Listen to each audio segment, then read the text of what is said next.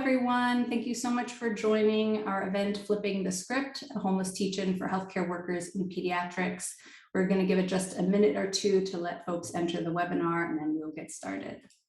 Great. So just some very quick housekeeping. Everyone is on mute with videos off. If you'd like to enable subtitles for this event, you can do so by selecting live transcript at the bottom of your screen. Again, the chat box is disabled, so if you have questions for our panelists, you can enter those in the Q&A box. You can also upvote other attendees' questions, so if somebody's asked a question that you would also like to ask, you can use the upvote function there, and you can also make comments in there. We are going to try to get to as many questions as possible, so please be free putting your questions into the Q&A, and we are recording this session, and that will be sent to everyone after the event. Just as a quick, we are also continuing this conversation simultaneously on Twitter. So if you use Twitter, please join in on the conversation using the hashtag Flipping the Script. Our Twitter moderators today are the Homeless Hero and Kelly Doran, Dr. Kelly Doran. So they will be engaging folks on Twitter and bringing some questions from Twitter into our conversation today. Just a little bit of background on this event. I really want to thank our co-organizers, the Health by Housing Lab at NYU, the Homeless Hero, Prescription Home, and Human.NYC. My name is Bonnie Mohan. I'm from the Health and Housing Consortium. We'll also organize this event. The first event of this series actually started in July of last year as part of the July Homeless Rights Campaign. And I just want to thank all of the advocates, especially those who are directly impacted, who drew such needed attention to the injustice of homelessness. And through the course of that campaign and everyday sense, we organized this event, Flipping the Script, a homeless teach-in, as a way to lift up the voices of those who are most directly impacted by homelessness, by housing insecurity, and to understand from them what that experience is like, and to share that knowledge with healthcare workers. It's not often that healthcare workers get to hear directly and learn from people who've been impacted by homelessness. So that's the whole purpose of this event. It's also open to service providers of any kind, but really we're really hoping to bring a different kind of perspective to healthcare workers, from nurses to social workers to physicians and everyone in between. We had over 400 people attend that first Flipping the Script event, and that really just showed that there is incredible interest in hearing from people who have experienced homelessness directly. And so we've decided to make this a series of events, and each one will focus on a particular specialty, really recognizing that each experience of homelessness is not the same. And so we want to create opportunities to hear from unique perspectives. And this event is focused on people who experience homelessness with minor children and targeted towards healthcare workers in pediatrics. We have an amazing panel lined up, which will be moderated by Dr. Joanne Agnant, who is the Associate Director of Pediatric Emergency Medicine, the fellowship program at NYU Langone Health at Bellevue Hospital Center. Her personal interests include traveling, music, movies, dancing, and spending time with family and friends, particularly over food and wine. Our panelists for today include Kadisha Davis. Kadisha is an advocate for people experiencing homelessness and an expert on housing instability. She is dedicated to making a difference in her community. Sarah Rodriguez lives in Brooklyn, New York, and is a mom of a wonderful little boy. She uses her YouTube platform to help people in many ways. She experienced living in the homeless shelter system, and it was one of the most difficult things she has ever been through, but is hoping to bring awareness to those experiences today. Daryl Morrison and his daughter experienced homelessness in 2017. They enrolled in the family shelter system and then received a voucher through the STEP program, which helped them find an apartment. Unfortunately, when the pandemic hit New York, Daryl lost his job, and it's been difficult for him and his family. However, Daryl's daughter continues to do well and is in her second semester of college, and right now is in a college course. We're so delighted for her. And finally, Mary Johnson is from Atlantic City, New Jersey, and moved to New York 15 years ago, where she now lives with her son, who's joining her today.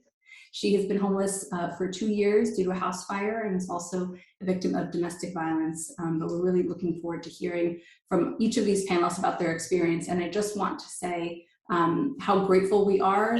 There's going to be difficult things that are shared today, and the fact that these individuals are willing to talk about some of the most difficult times in their lives for us, for our education, so that we can understand these systems and the traumas included in them is so valuable. So please show your gratitude, and I just want to thank everyone so much for sharing their experiences with us today.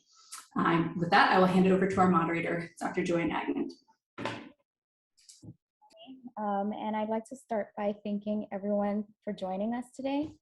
To the panelists for sharing your experience with us and allowing us to learn and improve the care that we provide to children and families experiencing homelessness.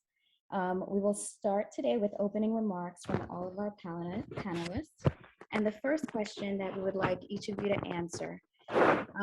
Would each of you share a little bit about your experience of homelessness and how it impacted your child's health and your ability to access health care for your child? We'll start with Daryl Morrison.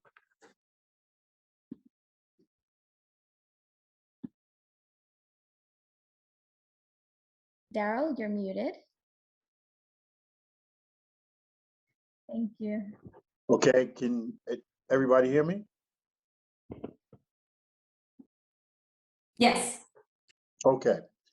Again, hi, good afternoon to everybody. My name is Daryl Morrison. And as the doctor said that, yeah, I experienced homelessness back in 2017. I'm a single parent. At the time, I was trying to raise a child. She was 15 at the time, so she was a teenager. It was very difficult for us, being that she was a teenager and she was in high school, and it really took a toll on her. Not so much as physically, but mentally and emotionally. I used to have to find different ways to keep her from feeling depressed, like putting her in programs, like things that she loved to do. She's very athletic. I would put her on softball teams, basketball teams, go to the events with her, do whatever I can as a parent to make sure that mentally and emotionally she was stable. Far as her health, far as the mental and emotional side, yes, that's what I focused on. But we didn't have really too many problems as far as like health issues physically. The only thing that I really was concerning to me was the food, her getting the proper diet. So I'd have to spend what little money to get outside food, because the food that the facility used to provide was, number one, wasn't healthy. Number two, was all frozen processed food.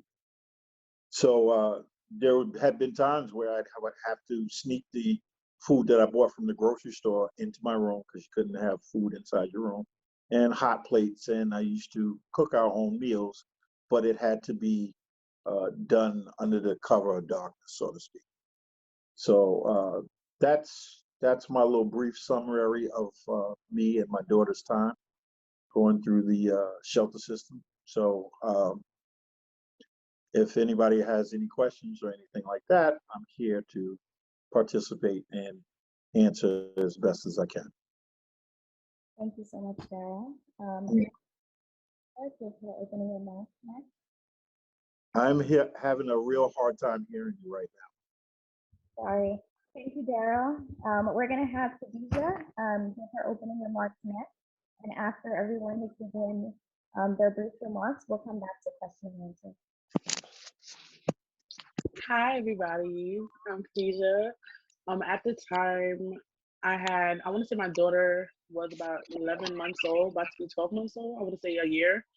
But we stayed in the shelter for over a year, and it took, I don't say it wasn't that bad. She was very young, but I was so depressed. I think a lot of quality time with me, not having me be engaged where I needed to be, I think probably affected just a little bit, because I would literally put her in front of an iPad and be in the darkness in my room constantly. The food, as Daryl said, I wasn't able to cook food, because the last shelter I was in for over a year, we didn't have stoves, we only have microwaves. And I don't like microwave food, but you could only have so much good food from microwave food in general.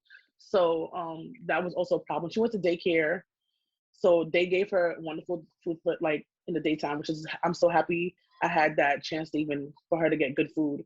Because when we were in the shelter, most times I couldn't afford to get food every day or even food for myself every day. But at one point I was so depressed I couldn't get out. The most I could do is take showers and feed us. I didn't leave the apartment, like not my apartment, but my room as much. And I think the toll of me being sad and depressed and having like anxiety does affect my daughter, because you never realize like your child feeds from the energy and the way you are and how you take care of them. And if you're not to the best of your ability to do what you can do for your child, not because just you don't want to, it's just because it's everything in the process is just very overwhelming in general, that your child does get that energy from you, and they do feel like mommy's sad. They don't might not know how to explain it. They don't know how to why, but they also feel the way that you feel, even if you don't realize they're feeling that way. So I think that those two things, the food and just the way I was acting with my daughter, I loved her to death. It's just I couldn't get out of the funk. And those things I think affected my child in certain ways. Now we're much better. We got out of shelter 2018, and I make sure I talk to her a lot and try to make up for the time from what happened when I was in the shelter. But we're doing much better now. Thank you. Thank you, Khadija. Now we'll hear from Mary Johnson.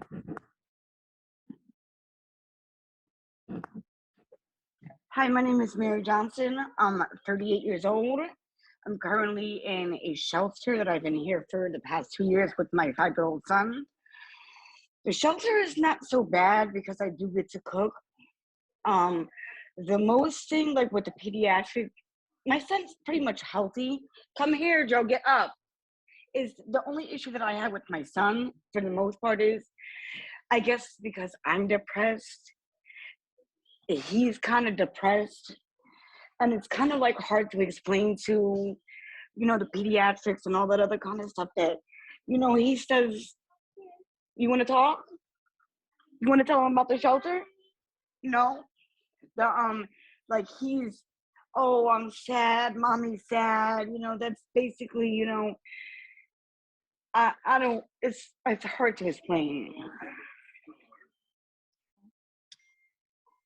Ooh, Joe. And thank you, Mary. We'll have Sarah Rodriguez speak next.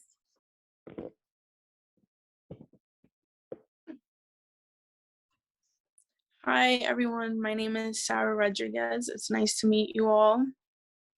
With my experience in the shelter system, it was like about 2.5 years ago. It was a very tough time being there with my child. He was only 9 months during the time, so thank God he wasn't like old enough to really like, know properly, like comprehend the situation. So we weren't able to eat properly. Like the health problems that was going on was like we weren't able to eat properly due to us not having a stove, because when you're in the shelter system, they place you wherever it's like a ball game. They place you whatever I guess the system generates to put you.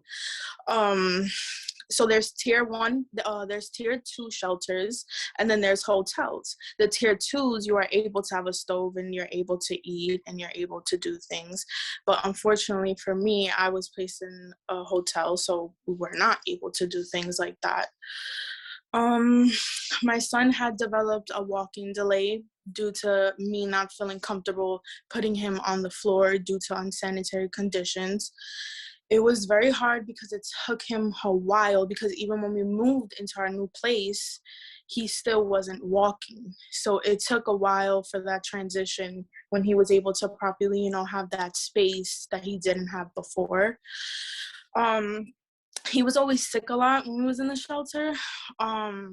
He developed croup when we was in the shelter, and I remember taking him to NYU, and I was just like set on my son has croup, and I guess they felt like, they were in charge and you don't know what you're talking about, very defensive towards what I was saying.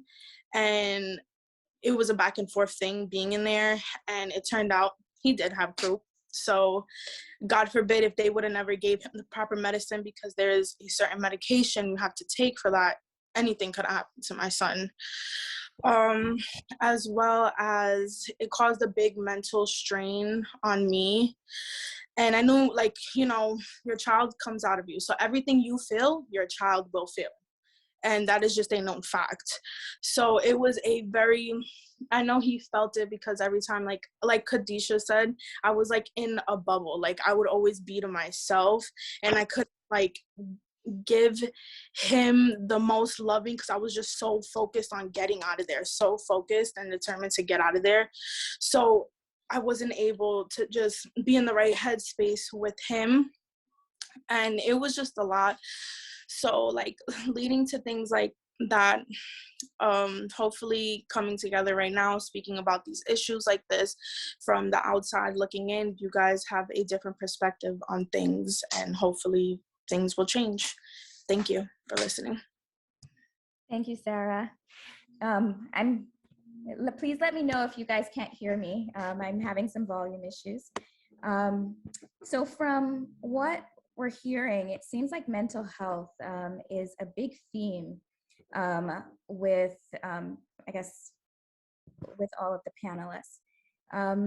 Tell me, was there anything or any resources provided when you presented to the emergency room or to your primary health care doctor, your pediatrician, that you found helpful regarding your mental health and your child's mental health? I'm gonna say, at the time, I didn't even think about it. I was so focused on myself. It kind of sounds kind of selfish. I just never thought my daughter, but like looking back at it a year or so later, I realized it might have been that, because I feel like she could have been happier. My daughter's a happy kid in general, but your kids feel what you feel. I also was in denial that I was in depression. I know I had depression before that. So they made me take a test when I was there, and the person was like, "You're depressed. You have depression." I'm like, "No, I'm not. I'm fine." I just wasn't. It wasn't clicking for me. I just like, even I'm in the darkness every day and not going to work, not to get my daughter daycare. I was so much in denial and just want to get out of there so bad. I wasn't even properly taking care of myself, and I feel like I wasn't giving my daughter the 100%. And I know I can give her that 100%. It might not be she gets everything she wants, but I know I could have done better. But it's just, I was so much in my head and just want to get out of there. Like Sarah said, that I was not doing what I needed to do. And that's the sad truth about it. I just made sure after shelter, I try to give my daughter the most I can give her in my energy. I think children need attention. That's just how they are. They love their parents. They love to thrive off what you're giving them. And I made sure when I got out of the shelter, I was much better, and I was in a much better headspace. So I think that helped my daughter in a lot of things. I ended up getting therapy. I used to do therapy on and off over the years. I got therapy for myself probably a year or two after, and talked about some things, and things like that. So it was a lot happening at the same time, but in my life. So I think that kind of helped, and I think that's how it went for me. Did you find that it was easy to get access to medical or mental health resources for your children as well? Honestly, I don't think so, because my daughter was having like behavior problems, or like probably a couple of years ago, and the therapist that I go to, which I don't go to anymore, I got some help, and I'm much better, and I think I'm better now, so I don't really go to them anymore. But they told me she has to be 5 to even get the help, and to me, I'm like, that's ridiculous. Children could be younger than that. I have stuff going on with them you don't even know, and it's like, who is qualified to help these kids if you're saying 5-year-old? Like, I'm not saying that a 4-year-old, 3-year-old gonna like they need bills to pay or nothing like that, but they have problems of their own. And if you don't know a person who doesn't have a background in these things, we can miss a whole thing happening to this kid, or even in school or at daycare, because we don't know how to talk to them and get on their level of how they think and how they express themselves. You might think your child just have a behavior problem, but no, it might be something happening at daycare you know nothing about, because, oh, the child's just bad, or the child's just acting out. So I think they need to have more resources for kids, or if certain doctors don't do it, they need to advertise it more, what resources they do have for kids out there, because a lot of kids do need help, and it's not just they're acting bad. No, something is happening for this child to act this way. It's a cause and effect to everything in this world, and that's how I see it.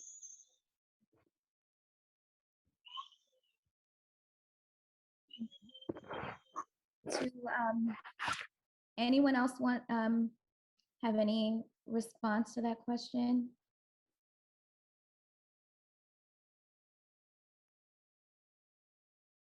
Daryl, I think you're muted. You're saying the question was how easy it was to obtain health care for your child Yes. after that traumatic time. Honestly, to piggyback off of what Khadijah was just saying, at the time, I didn't realize, well, I did. I kind of knew because my daughter was 15 at the time, so she could really show you how she was feeling. And I thought, doing what I had to do with her, and being that she was the age that she was, sports remedied a lot of her. I figured sports would remedy a lot of the problems. But eventually, my daughter's she's in therapy right now, and that still was very traumatic. She still brings that time up about us spending that time in the shelter system. Now, we were in there for about 8 months, and I did everything that I possibly could to get out of it. That's the overall theme with all our stories. From what I'm hearing, is everybody tried to do what they had to do to get up out of there. And I think and you're right, I think it's more of a mental thing, an emotional thing, not so much as physical. But my daughter still, the question, we had no problem with getting her therapy. All right. If there was like any health issues, it wouldn't have been a problem to getting uh, uh, quality people looking after your child. I think what's more importantly is that the way it's designed and the way it's set up, uh, it really takes a toll on you emotionally and mentally, as far as the parents and the kids, everybody that goes through it. And then when they get out of the system, uh, people need to download. They need to get some therapy and talk about it. For the people that don't, and that's already, look at it like this: for the people that don't know that they have a mental problem or emotional problems, and they go through the system, it just exacerbates it. It just makes it even more rough for them. So when they get out and they don't address it, a lot of times people go right back in. So I think the mental and the emotional stress is more of the problem than health issues. Now, if someone comes in with preconditions, that's something different, and they need help. That's not my case. That would be somebody else to speak. But that's pretty much it as far as that question. Thank you. We'll move on to the next question. What is one thing that people get wrong about experiencing homelessness? I would like to answer that question. I noticed when you walk into the shelter, the little people look at you a certain way and they treat you a certain way, and their assumption towards you is, oh, you're dirty. You're like just a bunch of things. Like I've noticed, like why you don't have your life together, and people don't understand. Somebody could have been evicted, you got what I'm saying? And that day they had nowhere to go. It's not necessarily not having your life on track, you got what I'm saying? It could have been an issue with the landlord. Anything could have happened. But in my opinion, the biggest assumption is that you have nothing going for yourself, and that's just what it is. I love this question. I get it almost, I feel like at least once or twice a month. I do a lot of events in general. But the reason why I love this question is because you just never know who's actually listening to you, and hopefully their perspective change when you give your actual answer.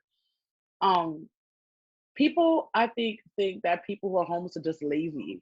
We don't want to do nothing. We want to be there because, oh my gosh, we got a free place to stay. And it's not, the shelter's not that great. People are always fighting. People have guns. People have knives. Why would you intentionally want to go to a place where people are off the wall? People have mental issues. People are not clean. People are not this. And it's like, they put all these people in one place, and there's obviously something's gonna happen. It's like public, public housing.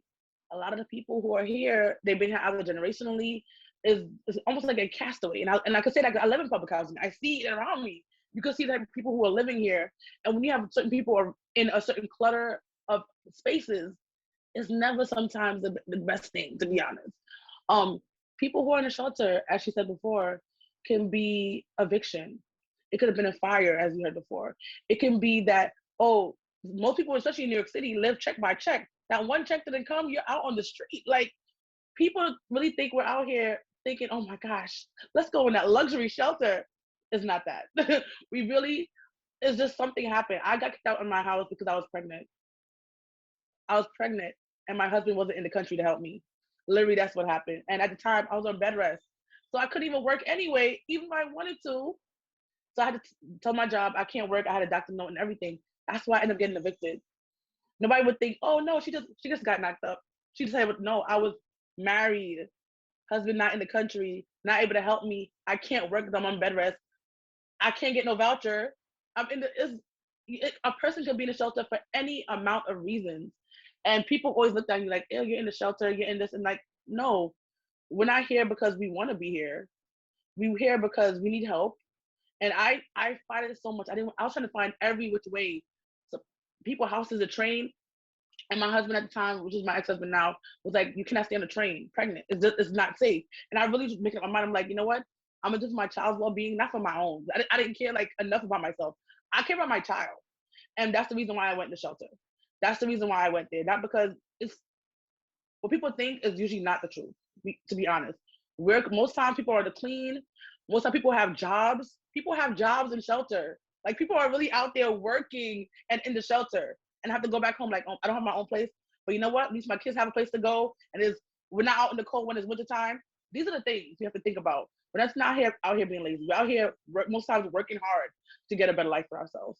So I hope whoever's listening can take that away with them, that we're not lazy people. We're just people who got down on our luck and just needed help at the time.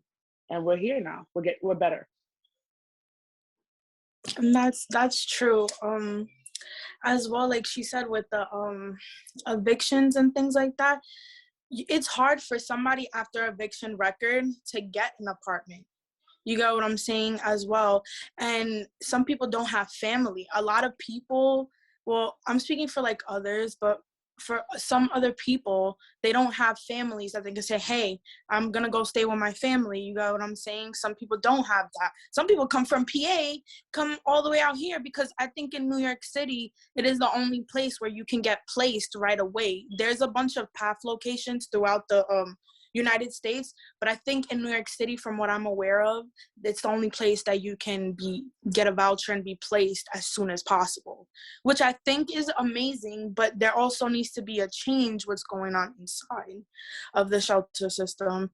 So with me, I could have went home, but in my situation, I wanted to get it by myself. I wanted to struggle to get, I wanted to be inside to see how it was for me personally. And needless to say, I think I did a good job, because I went in and 5 months later I got out. So I was happy with the way, like, I'm not happy how it went, but I'm happy that I got where I needed to be now, because some people don't have 3 times the rent or 700 plus credit score. So it takes time to do these things, and nobody wants a voucher at that. So yeah. Did anyone from your child's healthcare team ever ask about your housing situation? Yeah, yes. I think that the social worker, when for my doctors, there's usually a social worker there, and they usually have a list of questions, and housing did come up a couple of times, but it was always you have to look, because it's so high right now that there's really nothing that we can do, like as far as like low income housing. They said there's really nothing that they can do about it, because there's just so many people that you just have to do it yourself basically and find a way. The question was the healthcare team asked about housing, right? Did I get that right? Yes. So when I was pregnant with my daughter and I was in the hospital, at the time I had nowhere to go. So I go to a church. Everybody basically knew my situation. At the time, I was having birth to my daughter. I'm thinking, I'm having birth to this amazing child, and I have nowhere to put her. And when I was about to leave, like you usually say 2 days, and I had her naturally. That's a lot of information, but well, most of you guys are doctors anyway, so it doesn't matter. And the person asked me, "Do you have a place to go?" Because they have to also say your birth certificate and all those things, social security card. So we're going. I was like, "I don't have a place to go." She said, "If you don't find a place to go, we're gonna take your child." This is what they told me. I heard that's not true, but probably they told me to scare me when she said that to me. But that's what she told me, and I was so scared. I was like, "Oh my God, they're gonna take my child and do." And lucky enough, my pastor, his daughter lived on like one of the floors, and she took me in. I ended up staying there for 4 months, and a year after that, I ended up going to the shelter anyway. But I think everything happens for a reason. That's why I had to end up going to the shelter. I was trying to fight going to the shelter, but it happens. It is what it is, and I'm here to kind of share my story and help the community of homeless nation kind of get better in life. So it all worked out for my good at this point. Did the providers offer any resources to help you find housing? No. No, they didn't.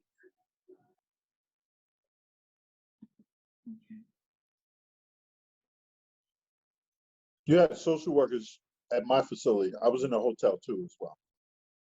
You had social workers there at my facility, supposedly helping you out with housing. You would go on housing seminars and you meet landlords and stuff. But basically, they were telling me, you had to do your own legwork. And once I found that out, because I used to just tell them, just tell me what I need to do.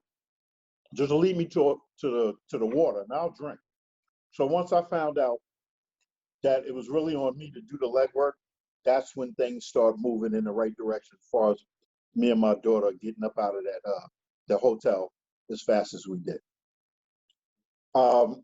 They talk, they do a lot of talking, do a lot of writing, taking down the information, but no healthcare person came and asked me questions.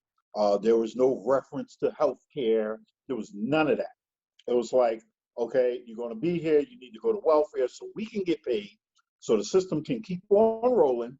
And basically, you're going to be here as long as you sit back and do nothing. If you sit back and do nothing, you're going to be here for a long time.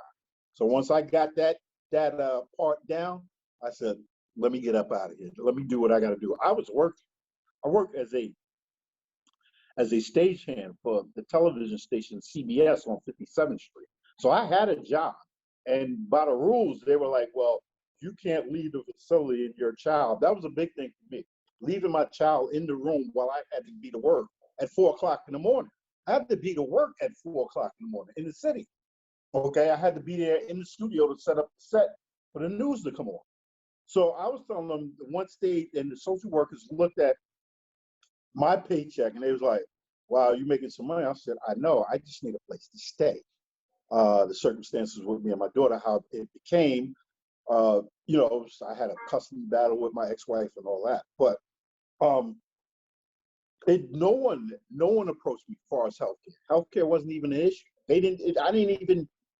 No one in the facility even said this about healthcare or anything about health. So there's a lot of things that needs to be discussed and changed in the system. If they want to understand what's really going on, I think you got for the right people that can tell you their experiences, because it's coming from different aspects and different age groups. So you guys can take it for what it's worth, but no healthcare person came and approached me at all. I didn't know anything about healthcare. No one said anything. So from your experiences, what could healthcare workers do better to help you and your children while you're experiencing homelessness? They can have someone set up in the facilities itself, or if that costs the system too much money to have the healthcare system set up in every facility, they should at least have someone coming around as they're being processed. Every individual family shelter system, when they're being processed, they need a healthcare person or physician to be there to take down their information as well, and the children's information, just in case anything happens on the facility. That to me is one of the first things that needs to be addressed. Someone needs to be there. I think that's definitely true. As he said before, all they care. Oh, sorry. All they care about is they open up a PA case and That's get it. paid. But literally, That's it. we're like dollars and cents to them. We That's it. don't matter, and it's so sad to say that, but you could tell by the way they act towards us that is true. I feel like the amount, if you seen $4,000 for a room was not even that big. That was my room. If they could, PA could pay that, they could definitely get a doctor or nurse on staff at every shelter in New York City because they're getting so much money anyway from each person's PA case. It doesn't make no sense to me. Certain things should be automatic. It shouldn't be all ifs, ands, or buts about it. That's somebody's health. If somebody's mind or body is not right, that's gonna be a problem. Now, we're not just a dollar sign to you. We are people, and we matter. Khadijah, let me piggyback off of what you're saying. Now, to my understanding, this is how it would have went. Let's say my daughter twisted her ankle or got sick on the facility. What the social workers was telling me to do is go to social services, go to welfare department, make sure you get Medicaid, make sure you got a Medicaid case, check with your social worker there, make sure the Medicaid case is open for your child as well as you, so you can get some assistance. It's all on you. But by the time you open up those cases going through welfare, your daughter or your son might become terminally ill. You know what I'm saying? Because whatever ailments that they got could be worse by the time they get all that paperwork done. That's why I'm saying somebody needs to be there at the facility, hands on, just in case. Especially when you're living somewhere that is unsanitary and can cause health issues. Yes. So, you know. And my facilities, they had rats, they had roaches. They got into my room, but people say they saw rats running around. I was lucky enough. Maybe they weren't there and I didn't realize. I'm just happy I didn't see them. I would have freaked out. The roaches I can handle, but a rat? Yeah, I can't. That's somebody's pet. That's somebody's pet. That was my situation. That was my situation. That's why I said I couldn't leave my son on the floor. I could not. I need to crawl and I need to learn to just the basic things. Just it was a lot. Yeah. Thank you, guys. We're gonna move to some questions from the audience. And we've got a question here from a pediatrician in New York City. Were you able to be in shelters close to any services, like your child's pediatrician? No, absolutely not. No. It's like the first girl, I forget your name. It's just like she said. It's a game of Russian roulette. Wherever there's an opening, that's where you go. Mm-hmm. It's like a game of craps. Maybe you might get lucky, but basically it's wherever there's an opening, that's where they're going to send you. I begged and pleaded with them, please keep me in Manhattan, because I was from Manhattan and my job was in Manhattan. All my daughter's pediatricians were in Manhattan. Everything was set up in Manhattan. They send me all the way out in Jamaica, Queens. Okay, last stop of the E train, miles, and they didn't care. They didn't care. They took your information and said, yeah, we'll work with you. Next thing I know, you go off to Jamaica, Queens. So yeah, and to request something like that, that's an argument right there. That's like, like I've seen people be like, oh my gosh, are you serious? There's a booth and it's downstairs. And that's where you get placed. That's the last step of all the steps you have to go through to get down there. Yeah. Down is when they give you your piece of paper and they tell you, this is where you'll be placed, is a piece of paper and everything. And people will go there like, oh, like, please, like, we cannot be over here. Like, are you serious?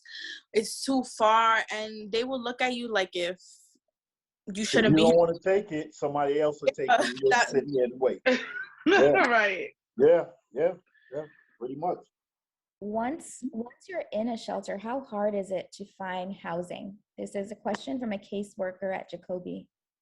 Well, good thing that it's a caseworker, because don't even get me started on the case managers, because I know there was a question from a case manager on the Q&A. I think they're the ones that are supposed to help you find housing. They are the ones that are supposed to guide you, be your like your go-to, you know. And it's when they have, let's say that a person requests they only want like shelter apartments, they would know they only want a resident from the shelter living in the apartment. They would know. They will come and they would tell not just one person, they have to tell the whole building about that one apartment. And everybody who decides to go goes. And basically you do what you do from there. You the one who got to speak to Lana, you're the one who got to this, you're the one who has to do everything. So basically it's all on you. And some people are determined in there, some people are not. So it's just, honestly, it's on the person. Let's be honest. Most of them don't do their jobs. let's start off with that. Let's start off with the truth. Because I had a caseworker, and I've been to 4 different shelters. But I'm talking about the last one I've been to. I've been there for over a year, and I had a housing specialist. Let's start off with people getting changed out of jobs every couple of months. I was there for over a year. I had a couple of housing specialists. I had a couple of caseworkers. So you have to get to know this person. You got to do meetings with this person. So already that the ball has been dropped many a time. I had a NYCHA application. When you go to shelter, you must be changed to a different number or whatever for NYCHA. I'm telling them how to do their job. They're not helping with me. I'm like, why am I calling NYCHA to do this? You should have put it in already to do this. When I found out, you have to just do all they say, oh, we don't find apartments for you. You have to find it for yourself. And if we could get the inspection done, depending if you have like certain vouchers or whatever. I'm like, so what are you really here for? Are you here to help me or to collect a paycheck? Because nothing was being done. You talk to me every 2 weeks and you're not, oh, have you found an apartment? No, miss, have you found an apartment to help me get out of this place? I do not want to stay here. I do not want to be here. And I'm saying this every 2 weeks when we had appointments. I'm like, I don't want to be here. I really don't. I want to get out of this place. And felt like he was in a jail half of the time. And it's just, people were just dropping the ball. And I don't understand why we're not important, why we're not seen as people like you are. But we're just trying to get out of the system. Yeah, we're just trying to keep us back in here.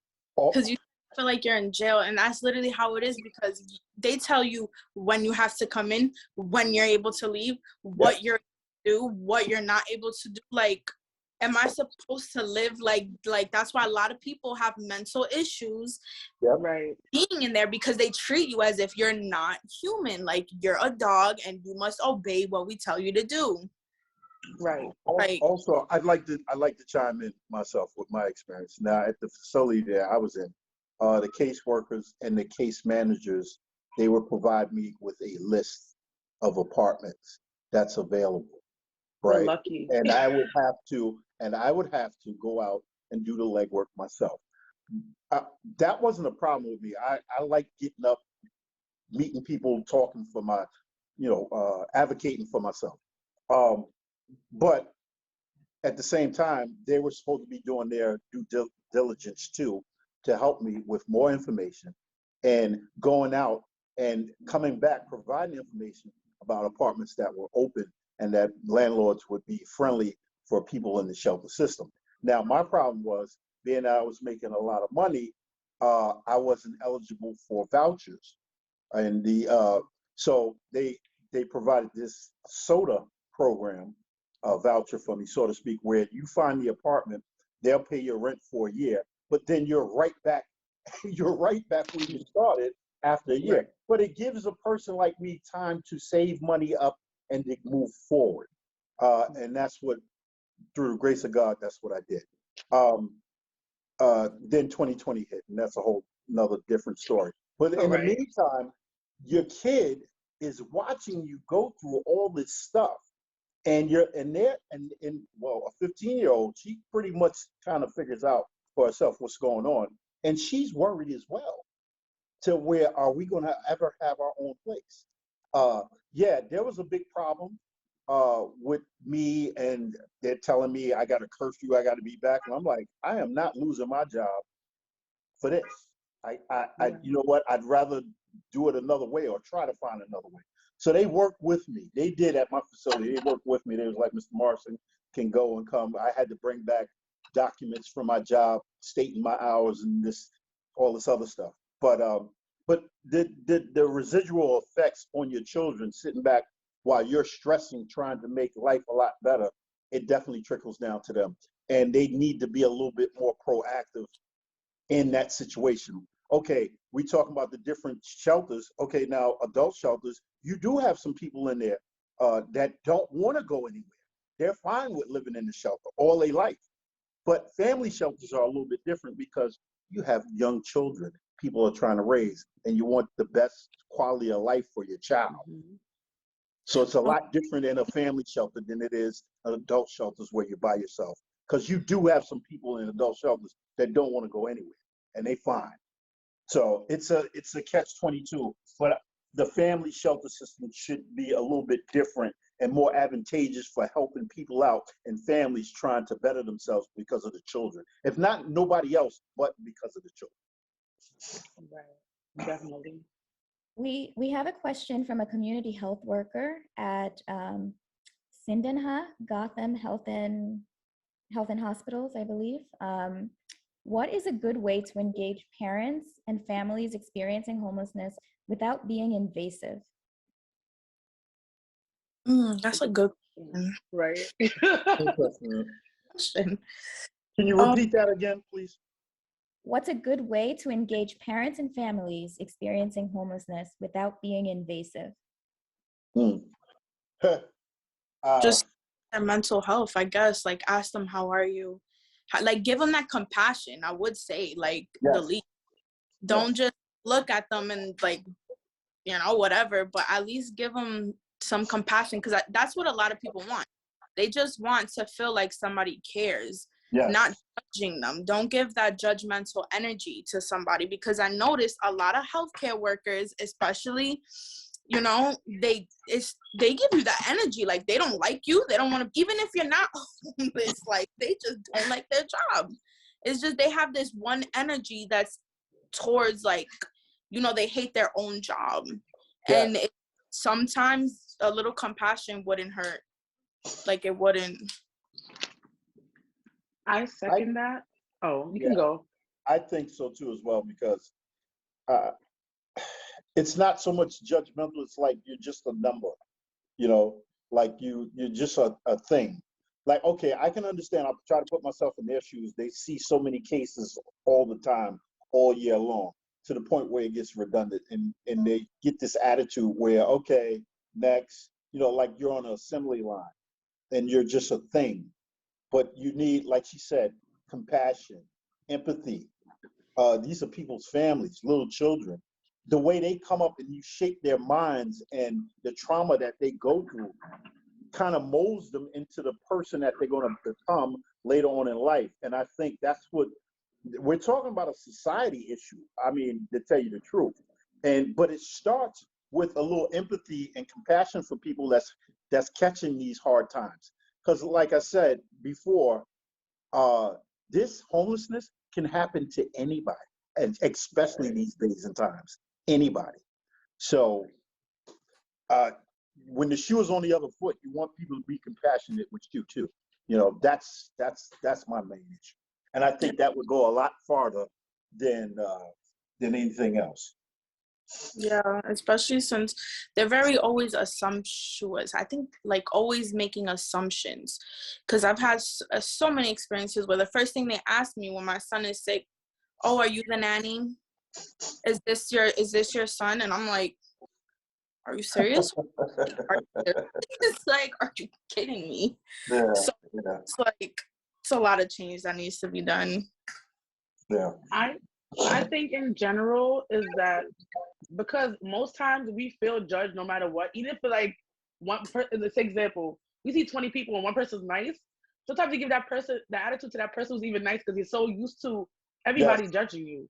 And it's not, it's like, it's so much, you really can't. I think the whole system just needs to be broken down a little bit. People need to take some classes. Not people. Everybody needs to take some classes and really know how to treat people. Because if you're going to a job about caring for people and helping them with stuff, you need to have a better attitude about things. Because it's not like one person saying this. Everybody I talk to about the shelter, whether they're in regular shelter, family shelter, but every age of people that I've talked to saying there's a problem. That means there must be a problem. We're not making this up. It's not coming out of this clear blue sky. No, the people in these systems are working with these people like me, people like us on the panel right now, see that there's a problem. The people need help. Healthcare need help. PATH people need. If you don't know, PATH is where we go for the families to get into shelter, where they kind of discard us in all the boroughs. They need help. We go there and it's like put down. It's just the way they act and the culture that they have. It's just so. I know they do it every day, but if you're a job about helping people, caring for people, your attitude, the way you treat people needs to change. And I'm tired of saying it because like you hear it in one ear and it come out the other, and they don't understand that your attitude and the way you treat people needs to change. It needs to be something better out there. I'm just saying. That same attitude is trickled down to even when you call HRA. Right. I mean, you get some of the same attitude. Let's say you need healthcare or you're trying to get healthcare for your child, and they give you the same attitude. Like, and one lady I asked, I said, do you like your job? Because you act like you don't really like what you're doing. And if that's the case, you should let somebody in there that be willing with a gracious attitude. Yep. I'm not saying. I was about to say it. I think this actually transitions to a great question from Siobhan Neville, I think, who's a pediatrician in Limerick, Ireland. And I'm going to read her whole statement. Thank you all for these wonderful insights and for sharing your time and experience so generously. Would you have liked to be linked with a healthcare provider who had specific experience in managing the health of children experiencing homelessness, or should your usual providers be addressing these issues? I think that it would have been nice to be linked to somebody. They would understand us more if they got training in that area. But I think all healthcare providers should be versed in this because, as he said, it can happen to anybody. That means all of you guys should be learning it. So no matter who comes in your office, you know what to do and know where to tell them to go and know how to treat people the way they need to be treated. Just saying. Honestly, I think you should get the help wherever it comes from. If you can be linked, great. If they're going to be more understanding about people's situation, that's even better. That's a plus. But like she said, Khadijah said, all of the healthcare people, anybody, they should, if they don't have any training, or maybe they should be trained, take some type of courses to be more empathetic with people, to be more sympathetic with people. I mean, so, and that would help out tremendously. Yeah. I wish we had more time to talk some more. We have time for one last question, though. What is something you and your child love to do together? Oh, that's cook and eat. My daughter loves to eat, and she loves cooking. So we do that a lot, and we love softball. She loves the outdoors and working out and softball, and I believe she got that from me, being underneath me all these years. So we still do it. I go to softball games. I go to our practices. We cook. We make out a menu, what we're going to try. We're foodies, so we'll pick restaurants that we go to. Which restaurant you want to go to? Well, there's one in Manhattan. There's one in Brooklyn we want to check out. So but we used to do that in the shelter system. That was one of the ways to keep her mind and her spirits up. Well, like when I was in Jamaica, we would go to, because we hated the food inside. So we would walk the neighborhood, look at different restaurants and say, babe, you want to try that? That's good Mexican food. Let's try that Mexican place. Let's try this burger place. Here's a Greek place down the block. About time, I'll say within 3 weeks, we knew all the restaurants in different neighborhoods throughout the shelter system where they shuffle us off to. So, but we just continue to do that because that's what we like to do now to this day. So that's trying to turn our bad situation into something good. And now it's probably going to follow us for the rest of our life. She'll be a grown lady and she's like, Dad, let's go to this restaurant down the block. We hadn't been there yet, so. Khadijah? I think I want to say eating. We do a lot of Starbucks and we love to shop together. For a person who's not rich, like some celebrities, that can get kind of expensive, but she loves Starbucks. I don't know. First of all, it's Dunkin' Donuts. Now we're into Starbucks. We have a lot of them near my house. So Starbucks and shopping, Target, we go a lot. We do restaurants, but not as much because we don't have a vac in New York City. Because we go to New Jersey and stuff like that. But we like to travel. She loved it. Mommy, want to go to a hotel? I'm like, girl, you don't have hotel money. But she likes traveling and like going different countries and places like that. So that's what we love to do. And Sarah? Well, me and my son, we love taking drives, I would say, like, because every time I go to my car, he gets excited. Like, he loves it. So fortunately, I'm grateful I'm able to take him anywhere he wants to go, whether it's play spaces, whether it's go to New Jersey or it's going on vacation. Those are like the best memories that we have together, going places.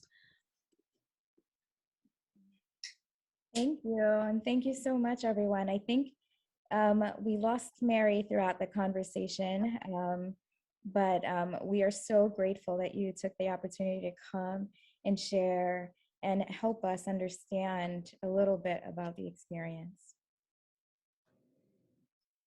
Thank you, everyone. Thank you for having us.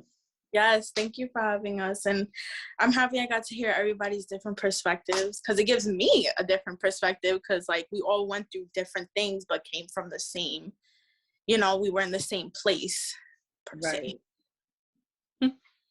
Thank you all so much. And I think especially just hearing about what you love to do with your children. Obviously, your lives are so much more than just your experience of homelessness. And I think like if there's one takeaway from this conversation for our healthcare workers is just your housing status is a big part of your life and how it's impacting your health, but no homeless person is the same, and your experiences are unique and your families are unique. And we just are so grateful to hear from you about your lives, about your children. We wish you all the best as your children get older. And we really are so grateful to Dr. Joanne Agnon for moderating this discussion and for really bringing the perspective of a physician working with children. And there will be more events like this to come. So thank you all who joined. I'm sorry we didn't get to all the questions. You all had some really fantastic questions, and we'll keep these going. Let us know, what you'd like to hear from next. Thank you again to our co-organizers, the Health by Housing Lab, Prescription Home, the Homeless Hero, and Human.NYC. Have a great afternoon, everyone. Thank you. Bye. Bye-bye. Bye.